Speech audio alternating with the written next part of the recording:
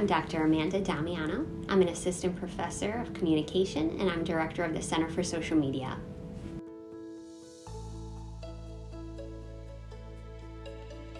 I started at Marist in August 2018 and I've been director of the center since May 2019.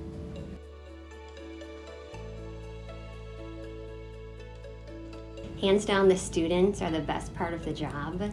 There's so many mornings when I wake up and I say I don't want to get out of bed and do my research. There's so many mornings when I don't want to get out of bed and go to faculty meetings, and that's no disrespect to my colleagues, but there's never once a morning where I say that I don't want to get out of bed and see my students. If anything, that's the reason why I get out of bed. Being able to teach at an institution where we're so student-centered, it gives me a chance to relive those days where I was a student, think back, and the same way that faculty helped me, it's now my turn to pay it forward and to help all of the students at Marist.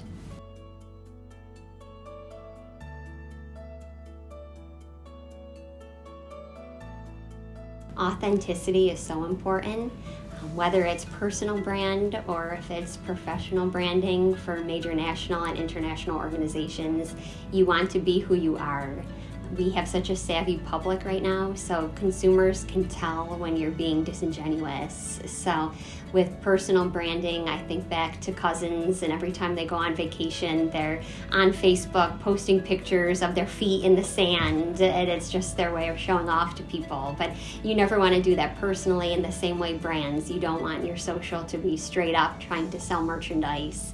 You want to be able to tell a story. You want to be authentic. I'm a big New York Ranger hockey fan. I was at a game this weekend with my parents, and I'm addicted to their social media. I'm on their Twitter 24/7, and obviously they want you to go to games. They want you to buy tickets, to purchase merchandise, to buy food and drinks, but they also want to tell a story too, and they do a great job doing that. So I'm forever looking to see what's going on in the locker room, the playful banter between the players, and finding out useless trivia, fun facts about them. So it's telling a story, and it makes me want to go and support the brand even more.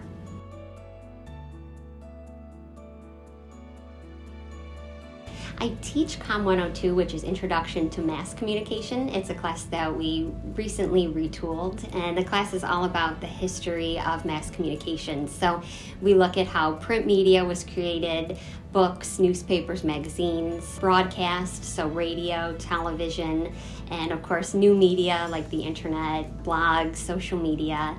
And I'm fascinated to see how culture has shifted, and the same way that early on books and newspapers and magazines were geared toward folks who were upper class, members of the clergy, people who knew how to read.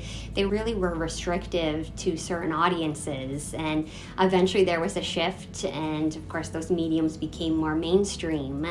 And we saw the same thing with broadcast, radio, television, film. Early on, it was just folks who knew how to use the technology, and people who were playing around, people who had good voices for radio, people who looked good on camera for film and for television.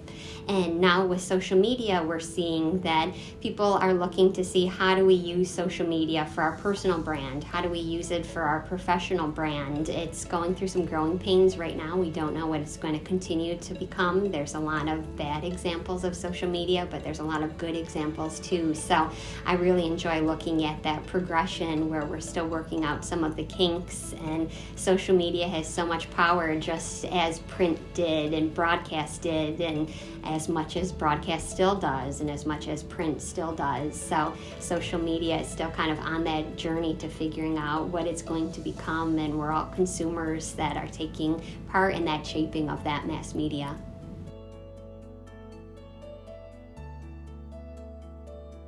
Every semester we take new interns. All you have to do is reach out to me, stop by my office, send me an email, and anybody who's interested in social media, if you've used it professionally for other internships or for jobs, or if you, of course, just use it personally and you'd love to learn a little bit more about it.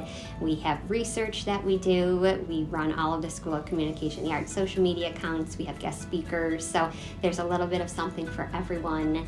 And our center is really dependent on new people coming in with new ideas, just as social media is evolving. That's reflective of new students that we're going to have coming into the center as well, to make it have even more of an influence here at Marist.